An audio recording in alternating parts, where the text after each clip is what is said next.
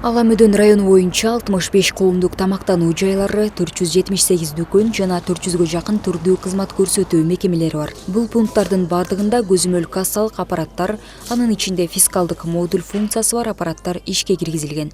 Данный магазин Куликовский открылся месяц. Куликовский дүкөнү 2 ай мурун ачылган. Ошондон тартып ККМ аппаратын колдонуп келебиз. Бул өтө ыңгайлуу жана ишти жеңилдетет. ККМ менен фискалдык модуль да орнотулган. Бардык отчеттор салык кызматына түз жөнөтүлөт.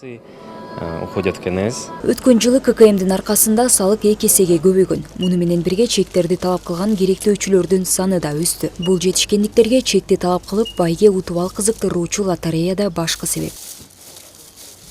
ККМ уже иштеп баштагандан баштап орнотулуп баштады. Бул ушу акыркы орнотулган атол уже иштеп баштаганыбызга уже 1 жылдан ашты. Клиенттерибиз уже билет, айма требует. ККМде бул болгон товардын мисалы үчүн чыккандан кийин уже налоговый сайтка түшөт. Полностью көрсөтүлөт. Биз ошондо ачык иштейбиз да. Фискалдык системаны өркүндөтүү менен салыктарды чогултуу кыйла натыйжалуу жана ыкчам болот. Эгерде өткөн жылдын жыйынтыгы боюнча Ала Мөдөн районунда 1 миллиард 882 миллион сом чогултулса, үстүбүздөгү жылдын 2 айында салыктардын суммасы 354 миллион сомду. Анын ичинде республикалык суммада 244 миллион сомду түзгөн.